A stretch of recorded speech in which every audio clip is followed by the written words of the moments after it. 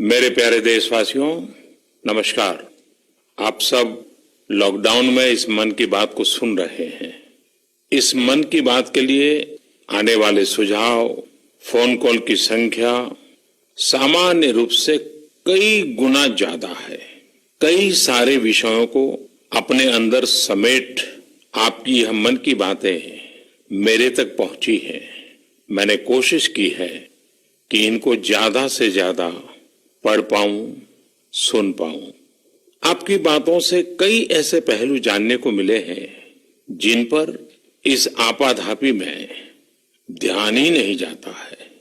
मेरा मन करता है कि युद्ध के बीच हो रही इस मन की बात में उन्हीं कुछ पहलुओं को आप सभी देशवासियों के साथ बांटूं। साथियों, भारत की कोरोना के खिलाफ लड़ाई सही मायने में पीपल ड्रिवन है। भारत में कोरोना के खिलाफ लड़ाई जनता लड़ रही है, आप लड़ रहे हैं। जनता के साथ मिलकर शासन प्रशासन लड़ रहा है। भारत जैसा विशाल देश जो विकास के लिए प्रयत्नशील है, गरीबी से निर्णायक लड़ाई लड़ रहा है। उसके पास कोरोना से लड़ने और जीतने का यही एक तरीका है। और हम भाग्यशाली हैं कि आज पूरा देश का हर नागरिक, जन जन इस लड़ाई का सिपाही है, लड़ाई का नेतृत्व कर रहा है। आप कहीं भी नजर डालिए, आपको एहसास हो जाएगा कि भारत की लड़ाई पीपल ड्रिवन है। जब पूरा विश्व इस महामारी के संकट से जूझ रहा है, भविष्य में जब इसकी चर्चा होगी, उसकी तौर तरीकों की चर्चा होगी, मुझे विश्वास है कि भारत की ये पीपल ड्रिवन लड़ाई, इसकी जरूर चर्चा होगी। पूरे देश में, गली मोहल्लों में, जगह जगह पर आज लोग एक दूसरे की सहायता के लिए आगे आए हैं। गरीबों के लिए खाने से लेकर राशन की व्यवस्था हो, लॉकडाउन का पालन हो, अस्पतालों की व्यवस्था हो, मेडिकल इक्विपमेंट का देश में ही निर्माण हो। आज पूरा देश एक लक्ष्य, एक दिशा, साथ साथ चल रहा है। ताली, थाली, दिया, मोमबत्ती, इन सारी चीजों ने जो भावनाओं को जन्म दिया, जिस जज्बे से देशवासियों ने कुछ न कुछ करने की ठान ली, हर किसी को इन बातों ने प्रेरित किया है। शहर हो या गांव, ऐसा लग रहा है जैसे देश में एक बहुत बड़ा महायज्ञ चल रहा है, जिसमें हर कोई अपना योगदान देने के लिए आतुर है। हमारे किसान भाई बहनों को ही देखिए, एक तरफ वो इस महामारी के बीच अपने खेतों में दिन रात मेहनत कर रहे हैं और इस बात की भी चिंता कर रहे हैं कि देश में कोई भी भूखा न सोए। हर कोई अपने सामर्थ्य के हिसाब से इस लड़ाई को लड़ रहा है। कोई किराया माफ कर रहा है, तो कोई अपनी पूरी पेंशन या पुरस्कार में मिली राशि को पीएम केयर्स में जमा करा रहा है। कोई खेत की सारी सब्जियां दान दे रहा है, तो कोई हर रोज सैकड़ों गरीबों को मुफ्त भोजन करा रहा है। कोई मास्क बना रहा है। कहीं हमारे मजदूर भाई बहन क्वारंटीन में रहते हुए जिस स्कूल में रह रहे हैं, उसकी रंगाई पुताई कर रहे हैं। साथियों, दूसरों की मदद के लिए आपके भीतर हृदय की किसी कोने में जो ये उमड़ता घुमड़ता भाव है ना, वही कोरोना के खिलाफ भारत की इस लड़ाई को ताकत दे रहा है। वही इस लड़ाई को सच्चे मायने में पीपल ड्रिवन बना रहा है। और हमने देखा है पिछले कुछ साल में हमारे देश में यह मिजाज बना है, निरंतर मजबूत होता रहा है। चाहे करोड़ों लोगों का गैस सब्सिडी छोड़ना हो, लाखों सीनियर सिटीजन का रेलवे सब्सिडी छोड़ना हो, स्वच्छ भारत अभियान का नेतृत्व लेना हो, टॉयलेट बनाने हो, अनगिनत बातें ऐसी है। इन सारी बातों से पता चलता है हम सबको एक मन, एक मजबूत धागे से पिरो दिया है, एक होकर देश के लिए कुछ करने की प्रेरणा दी है। मेरे प्यारे देशवासियों, मैं पूरी नम्रता पूर्वक, बहुत ही आदर के साथ आज 130 करोड़ देशवासियों की इस भावना को सर झुका करके नमन करता हूं। आप अपनी भावना के अनुरूप देश के लिए अपनी रुचि के हिसाब से अपने समय के अनुसार कुछ कर सके, इसके लिए सरकार ने एक डिजिटल प्लेटफॉर्म भी तैयार किया है। ये प्लेटफॉर्म है covidwarriors.gov.in। मैं दोबारा बोलता हूं, covidwarriors.gov.in। सरकार ने इस प्लेटफॉर्म के माध्यम से तमाम सामाजिक संस्थाओं के वॉलेंटियर्स, सिविल सोसाइटी के प्रतिनिधि और स्थानीय प्रशासन को एक दूसरे से जोड़ दिया है। बहुत ही कम समय में इस पोर्टल से 1.25 करोड़ लोग जुड़ चुके हैं। इनमें डॉक्टर, नर्सिस से लेकर हमारी आशा, एएनएम बहनें, हमारे एनसीसी, एनएसएस के साथी, अलग अलग फील्ड के तमाम प्रोफेशनल्स, उन्होंने इस प्लेटफॉर्म को अपना प्लेटफॉर्म बना लिया है। ये लोग स्थानीय स्तर पर क्राइसिस मैनेजमेंट प्लान बनाने वालों में और उसकी पूर्ति में भी बहुत मदद कर रहे हैं। आप भी covidwarriors.gov.in से जुड़कर देश की सेवा कर सकते हैं, कोविड वॉरियर बन सकते हैं। साथियों, हर मुश्किल हालात, हर लड़ाई कुछ न कुछ सबक देती है, कुछ न कुछ सिखा करके जाती है, सीख देती है, कुछ संभावनाओं के मार्ग बनाती है और कुछ नई मंजिलों की दिशा भी देती है। इस परिस्थिति में आप सब देशवासियों ने जो संकल्प शक्ति दिखाई है, उससे भारत में एक नए बदलाव की शुरुआत भी हुई है। हमारे बिजनेस, हमारे दफ्तर, हमारे शिक्षण संस्थान, हमारा मेडिकल सेक्टर, हर कोई तेजी से नए तकनीकी बदलावों की तरफ भी बढ़ रहे हैं। टेक्नोलॉजी के फ्रंट पर तो वाकई ऐसा लग रहा है कि देश का हर इनोवेटर नई परिस्थितियों के मुताबिक कुछ न कुछ नया निर्माण कर रहा है। साथियों, देश जब एक टीम बनकर के काम करता है, तब क्या कुछ होता है, ये हम अनुभव कर रहे हैं। आज केंद्र सरकार हो, राज्य सरकार हो, इनका हर एक विभाग और संस्थान राहत के लिए मिलजुल करके पूरी स्पीड से काम कर रहे हैं। हमारे एविएशन सेक्टर में काम कर रहे लोग हों, रेलवे कर्मचारी हो, ये दिन रात मेहनत कर रहे हैं ताकि देशवासियों को कम से कम समस्या हो। आप में से शायद बहुत लोगों को मालूम होगा कि देश के हर हिस्से में दवाइयों को पहुंचाने के लिए लाइफलाइन उड़ान नाम से एक विशेष अभियान चल रहा है।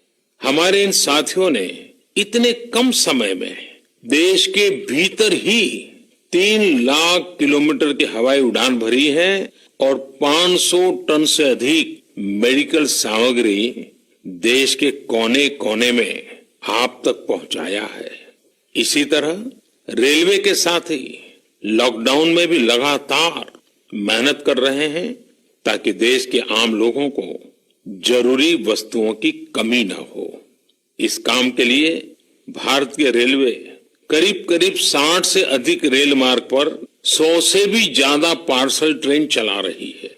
इसी तरह दवाओं की आपूर्ति में हमारे डाक विभाग के लोग बहुत अहम भूमिका निभा रहे हैं। हमारे ये सभी साथी सच्चे अर्थ में कोरोना के वॉरियर ही हैं। साथियों, प्रधानमंत्री गरीब कल्याण पैकेज के तहत गरीबों के अकाउंट में पैसे सीधे ट्रांसफर किए जा रहे हैं। वृद्धावस्था पेंशन जारी की गई है। गरीबों को 3 महीने के मुफ्त गैस सिलेंडर, राशन जैसी सुविधाएं भी दी जा रही हैं। इन सब कामों में सरकार के अलग अलग विभागों के लोग, बैंकिंग सेक्टर के लोग एक टीम की तरह दिन रात काम कर रहे हैं और मैं हमारे देश की राज्य सरकारों की भी इस बात के लिए प्रशंसा करूंगा कि वो इस महामारी से निपटने में बहुत सक्रिय भूमिका निभा रही है। स्थानीय प्रशासन, राज्य सरकारें जो जिम्मेदारी निभा रही हैं, उसकी कोरोना के खिलाफ लड़ाई में बहुत बड़ी भूमिका है। उनका ये परिश्रम बहुत प्रशंसनीय है। मेरे प्यारे देशवासियों, देश भर से स्वास्थ्य सेवाओं से जुड़े लोगों ने अभी हाल ही में जो अध्यादेश लाया गया है उस पर अपना संतोष व्यक्त किया है।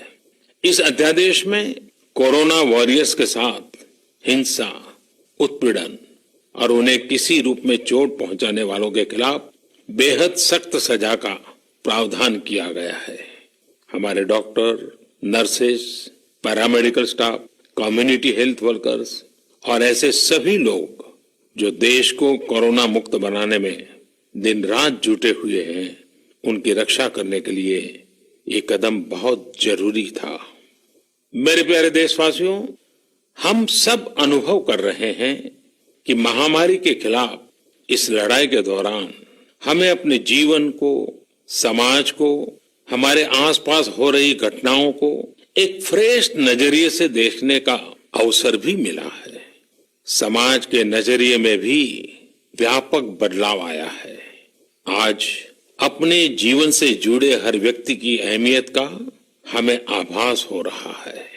हमारे घर में काम करने वाले लोग हों, हमारी जरूरतों को पूरा करने के लिए काम करने वाले हमारे सामान्य कामगार हों, पड़ोस की दुकानों में काम करने वाले लोग हों, इन सब की कितनी बड़ी भूमिका है, हमें यह अनुभव हो रहा है। इसी तरह जरूरी सेवाओं की डिलीवरी करने वाले लोग, मंडियों में काम करने वाले हमारे मजदूर भाई बहन, हमारे आस पड़ोस के ऑटो चालक, रिक्शा चालक, आज हम अनुभव कर रहे हैं कि इन सब के बिना हमारा जीवन कितना मुश्किल हो सकता है। आजकल सोशल मीडिया में हम सब लोग लगातार देख रहे हैं कि लॉकडाउन के दौरान लोग अपने इन साथियों को न सिर्फ याद कर रहे हैं, उनकी जरूरतों का ध्यान रख रहे हैं, बल्कि उनके बारे में बहुत सम्मान से लिख भी रहे हैं। आज देश के हर कोने से ऐसी तस्वीरें आ रही हैं कि लोग सफाई कर्मियों पर पुष्प वर्षा कर रहे हैं। पहले उनके काम को संभवतः आप भी कभी नोटिस नहीं करते थे।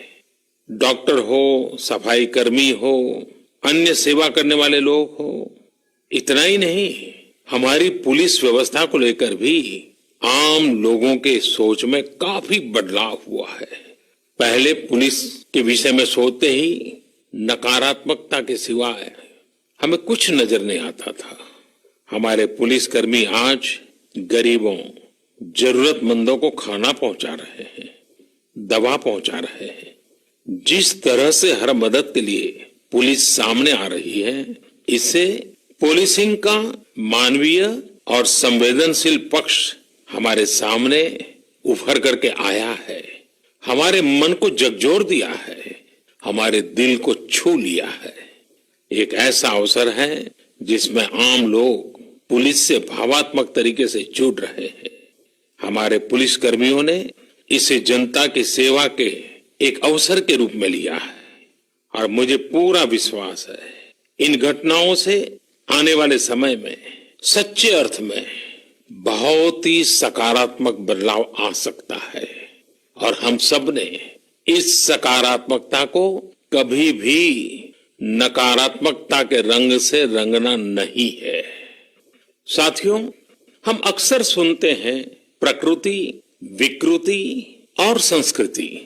इन शब्दों को एक साथ देखें और इसके पीछे के भाव को देखें तो आपको जीवन को समझने का भी एक नया द्वार खुलता हुआ दिखेगा।